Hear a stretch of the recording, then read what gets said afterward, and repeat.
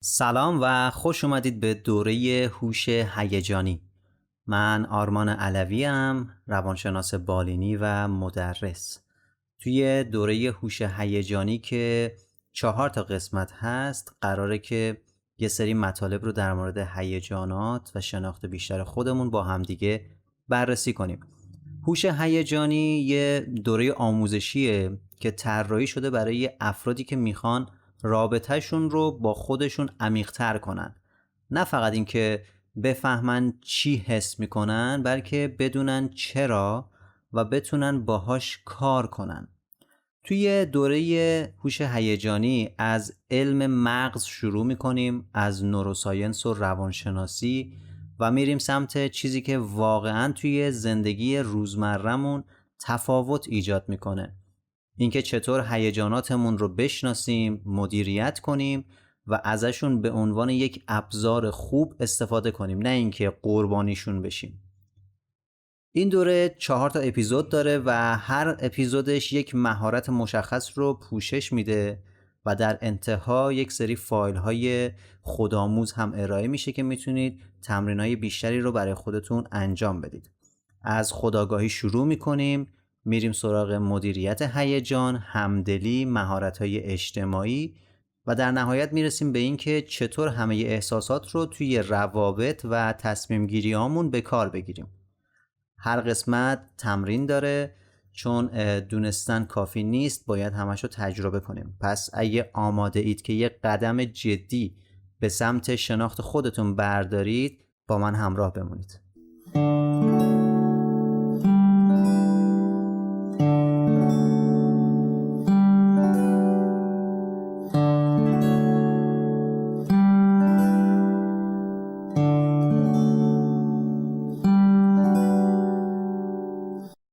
خب بذارید با یه سوال شروع کنم. آخرین باری که واقعاً ترسیدی رو یادته؟ اون لحظه‌ای که تپش قلبت خیلی تند بود، دستات عرق کرد و همه چیز انگار آهسته و کند داشت میگذشت؟ یا اون لحظه‌ای که از خوشحالی احساس کردی داری پرواز میکنی، بال در آوردی؟ اون لحظه‌ای که یه خبر بد شنیدی و مثل این میمونه که انگار زمین زیر پات خالی شده؟ اینا فقط احساسات نیستن، اینا زبان بدن و مغز ماست که داره با همون حرف میزنه. یه زبان خیلی قدیمی تر از هر کلمه‌ای که بشر اختراع کرده و امروز میخوایم این زبان رو با هم یاد بگیریم، نه فقط برای اینکه بفهمیمش، بلکه برای اینکه باهاش کار کنیم، ازش استفاده کنیم و زندگی بهتری بسازیم. وقتی ما میایم از هیجان حرف میزنیم، شاید برای خیلی سوال باشه دقیقاً قراره از چی حرف بزنیم. خیلی ها فکر میکنن هیجان یعنی همون چیزی که توی سینه‌شون احساس میکنن، یه چیز خیلی مبهم، یه چیزی که گاهی کنترلش سخته.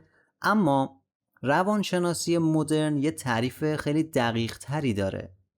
هیجان یک واکنش پیچیده است.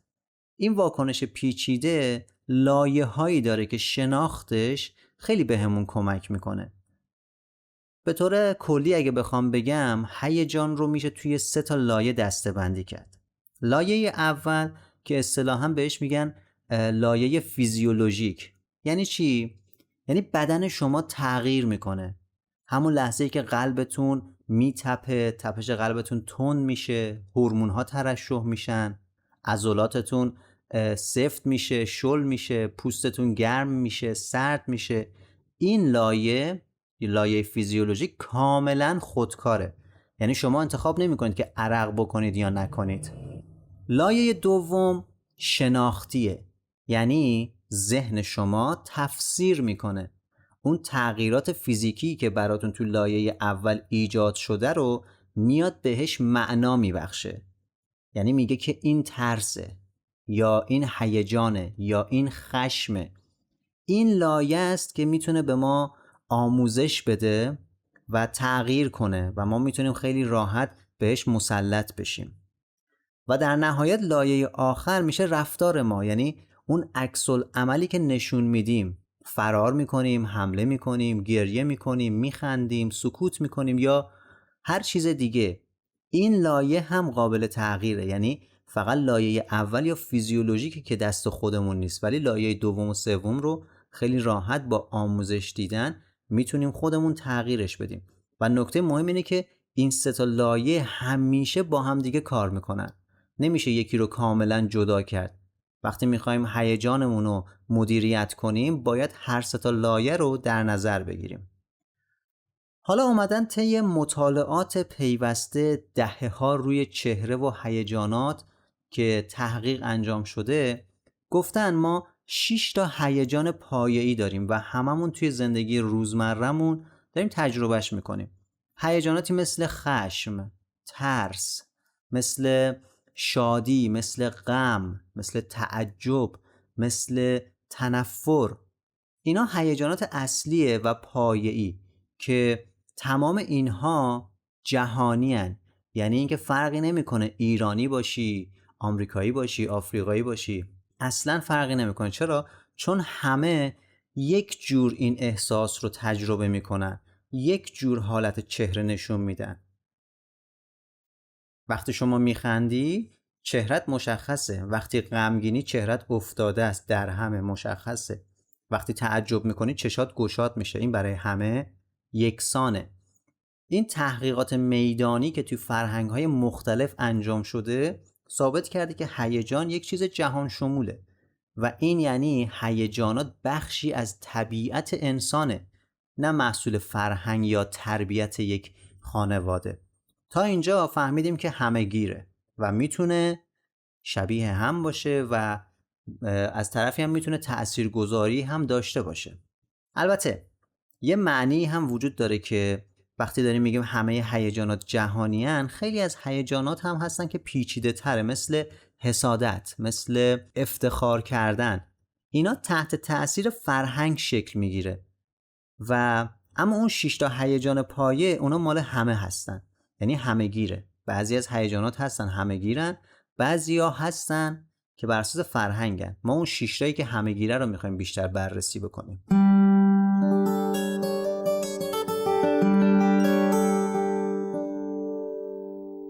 این هیجانات رو که با هم دیگه نام بردیم برامون سوال پیش میاد، مغز چطوری میاد هیجان میسازه؟ وقتی یکم عمیق‌تر میریم جلو، وقتی که شما میترسی توی مغزت دقیقاً چه اتفاقی میفته؟ خیلی دوست دارم با داستان مطالب رو یاد بگیرن، منم این مورد رو دوست دارم با داستان ببرم جلو. تصور کنید که توی کوچه خیلی تاریک دارید راه میرید، برقا رفته، نوری تو کوچه نیست، اصلا گوشیتون هم شارژش تموم شده، نمیتونید چراغ قوه‌اش رو روشن کنی، خیلی آروم داری قدم قدم میرید توی کوچه، یهویی یه صدایی میشنوی، نمیدونی صدای چیه. کسری از ثانیه قبل از اینکه حتی بفهمی چی دیدی یا چی شنیدی، تپش قلبت به شدت تند میشه، نفست تند میشه و تمام بدنت آماده و سفت میشه، عضلاتت سفت میشه. این کار کدوم بخش مغزه؟ خیلی خوبه که اینا رو شما بدونید، هم به صورت تخصصی هم به صورت عمومی. خب یه سری افراد هستن مطالعات تخصصی دارن، میدونن دقیقاً این هیجانات از کجا نشأت میگیره، ولی یه سری هم هستن خب مطالعات تخصصی نداشتن. خیلی خوبه که اینا رو بدونن. وقتی که این اتفاقات میفته توی کسری از ثانیه، کار بخش آمیگدال مغزه. آمیگدال چیه؟ یک ساختار کوچیکه، یک ساختار کوچیک که شبیه بادومه توی عمق مغز. حساب کنید که مغز یک جعبه است و توی عمقش یک دونه کوچولو وجود داره. وظیفش چیه؟ وظیفه آمیگدال اینه که محیط رو کاملا اسکن کنه، بررسی بکنه، خطرها رو شناسایی کنه. وقتی که خطری حس میکنه فوراً یه دکمه قرمز رو میزنه قبل از اینکه بخش منطقی مغز حتی متوجه بشه چی شده اصلا. این دکمه قرمز باعث میشه که یک سری اتفاقات رخ بده. این اتفاقات به ترتیب ولی در سریعترین زمان ممکن در همون کسری از ثانیه رخ میده.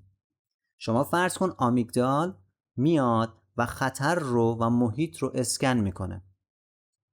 اولین اتفاقی که میفته بخش هیپوتالاموس مغز فعال میشه و میاد سیستم عصبی سمپاتیک رو روشن میکنه. در ادامه غدد فوق کلیوی میاد آدرنالین و کورتیزول میریزه توی خون و بعد قلبت سریعتر میزنه، ریه‌هات بیشتر اکسیژن میگیره، عضلاتت خون بیشتری دریافت میکنه. این مکانیزم و ترکیب این سه تا مرحله رو بهش اصطلاحاً میگن جنگ و گریز.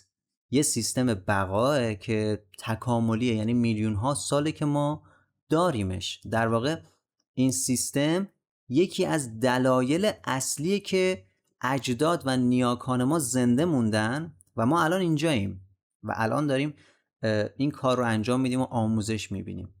اما آمیگدال تنها نیست. شما میدونید بدن کاملا پیوسته داره همه کارها رو انجام میده. وقتی آمیگدال میاد خطر رو شناسایی میکنه و محیط رو اسکن میکنه، قشر پیشانی که دقیقاً پشت پیشونی ما قرار داره میاد یه کار متفاوت انجام میده. کارش چیه؟ میاد فکر میکنه، میاد برنامه ریزی میکنه، میاد تصمیم گیری منطقی انجام میده. چی میاد میگه؟ میگه صبر کن. شاید مثلا صدای گربه بوده، شاید مثلا باد زده یه چیزی تکون خورده. میاد منطقی همه چیز رو بررسی میکنه و آمیگدال رو آروم میکنه، واکنشی که قرار صورت بگیره رو تعدیل میکنه و بهت کمک میکنه که یک انتخاب هوشمندانه تری بگیری. ولی مشکل اینجاست که آمیگدال سریعتر از قشر پیشونی عمل میکنه. به خاطر همینه که گاهی وقتا اول ما واکنش نشون میدیم بعد فکر میکنیم.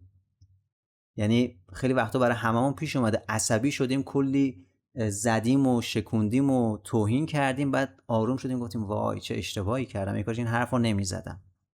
دلیلش همین مقدم بودن آمیگدال بر قشر پیشانیه که ما میخوایم یاد بگیریم کنترلش بکنیم. این روبوده شدن یا دزدیده شدن توسط آمیگدال رو یک روانشناس اومده معرفیش کرده. وقتی که هیجان کنترل رو از منطق میگیره. خب آمیگدال اومد محیط رو شناسایی کرد، خطر رو شناسایی کرد، قشر پیشانی اومد یک تصمیم منطقی بگیره، ولی بعدش یک ساختار دیگه که بهش کمتر توجه میشه به اسم اینسولا وارد عمل میشه. این بخش مغز میاد حالتهای درونی بدن رو حس میکنه و ترجمه میکنه.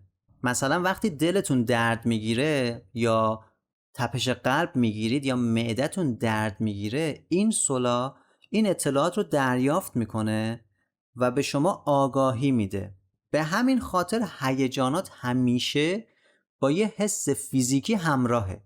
بدون اینسولا هیجانها چیزی بجز یک سری مفاهیم انتزاعی و معمولی نیستند.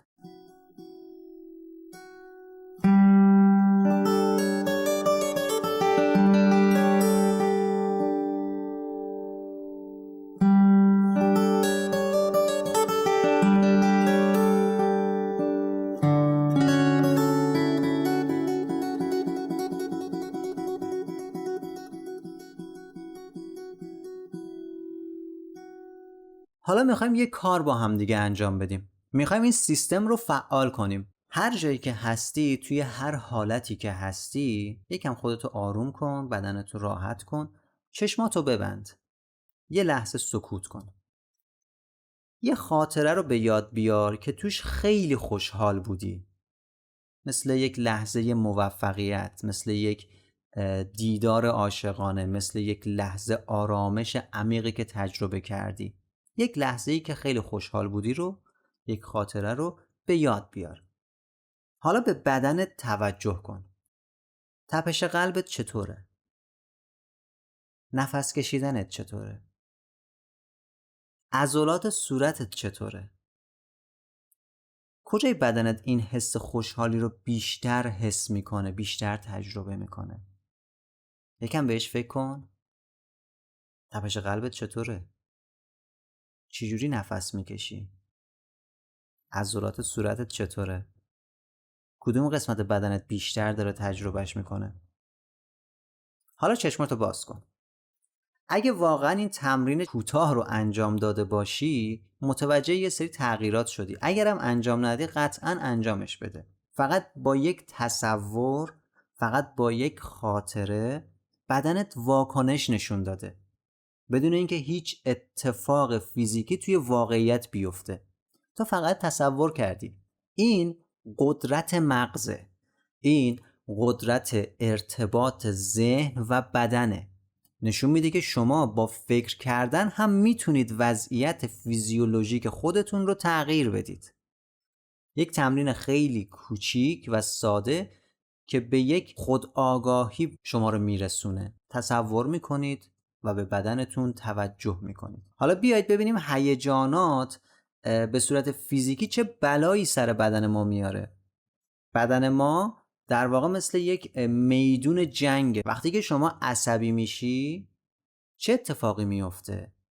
فشار خونت میره بالا، ضربان قلبت تند میشه، خون بیشتری به عضلات دست و پات میره. چرا؟ شما رو آماده حمله بکنه. کورتیزول و آدرنالین ترشح میشه تا بدن رو برای یک مقابله فیزیکی آماده کنه. این اتفاقاتیه که موقع عصبانیت رخ میده.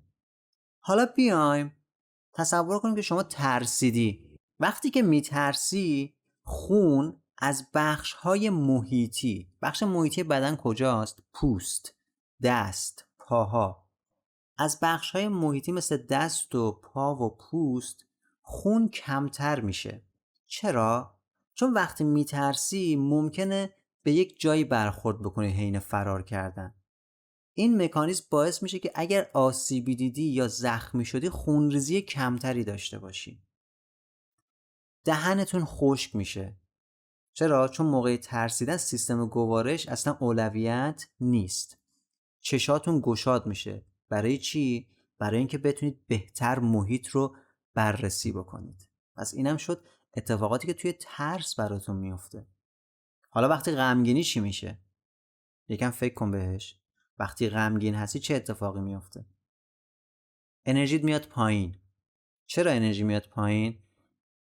بدن بتونه منابعی که داره رو حفظ کنه. ضربان قلبت کند میشه.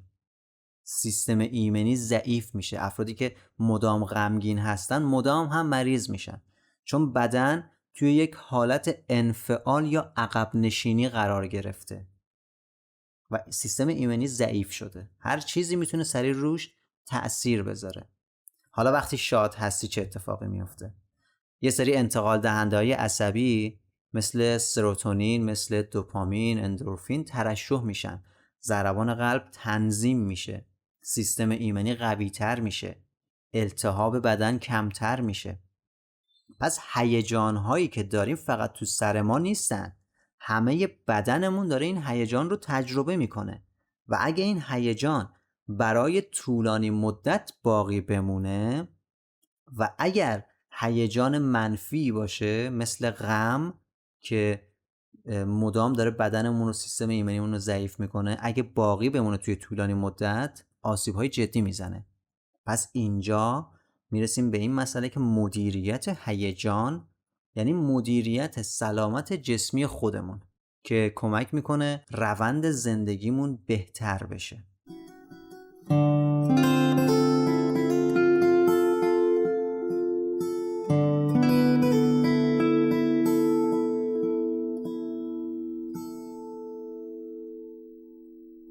حالا میخوام از یک زاویه دیگه به هیجان نگاه کنیم.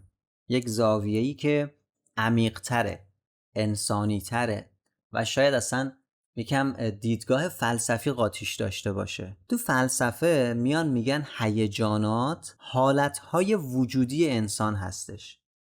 هیجان نشونه‌هایی از معنا هستن. یعنی چی؟ اگه بخوام ساده سازی کنم این جمله رو، یعنی وقتی شما اضطراب داری، این اضطراب صرفاً یه مشکل شیمیایی نیست. نشون میده که شما برای آینده اهمیت قائلی. وقتی شما نگران چیزی هستی که براتون ارزش داره، اضطراب بهای اون آزادی و انتخابته. وقتی عصبانی میشی یعنی یک مرز یا یک ارزش اخلاقی زیر پا گذاشته شده. حالا میتونه هر چیزی باشه، میتونه عدالت باشه، میتونه احترام باشه، میتونه اعتمادت باشه.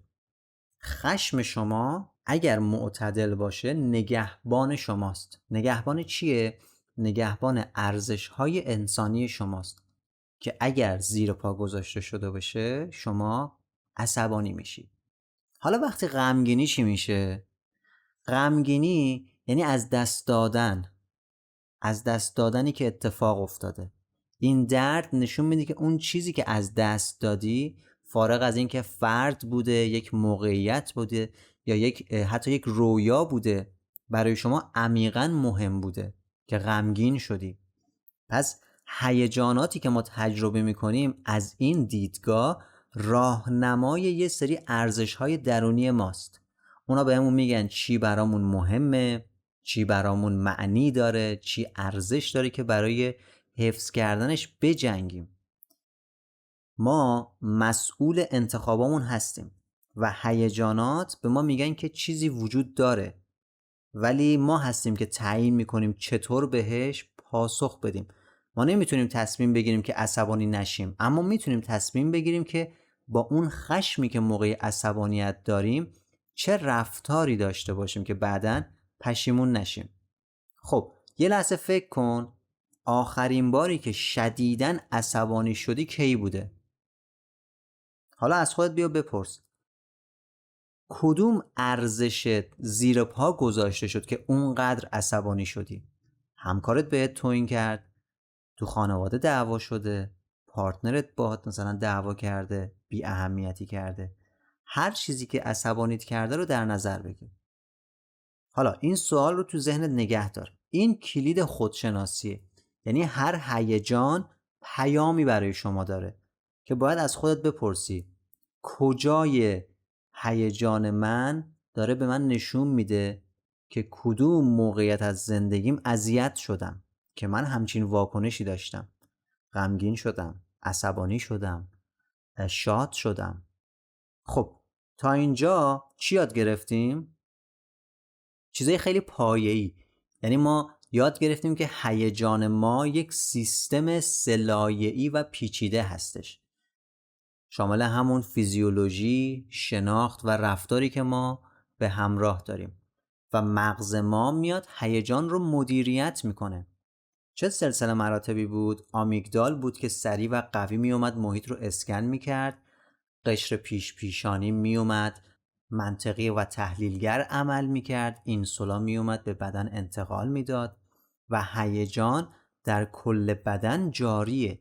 یعنی تغییرات فیزیکی که ما حس میکنیم نشون دهنده سلامت یا نیاز ما به یک چیزه و به صورت کلی هیجان زبان ارزش‌های ماه. اونا به ما میگن چی برای ما معنی داره و تمام اینها، ترکیب تمام اینها اولین قدم برای هوش هیجانیه که ما اینجا میخوایم بهش بگیم خودآگاهی. وقتی ما خودآگاهی داشته باشیم خیلی راحت میتونیم نحوه رفتار و تصمیمات خودمون رو کنترل و مدیریت کنیم. خیلی ممنونم که تا اینجا همراه بودید. تمرین این جلسه که شناخت هیجانات خودت و موقعیت هایی که بودش رو تمرین کن و اپیزود بعدی ادامه مطالب رو با هم دیگه مرور میکنیم و خیلی مطالب جدیدتری رو یاد میگیریم. تا اپیزود بعدی، خدا نگهدارتون.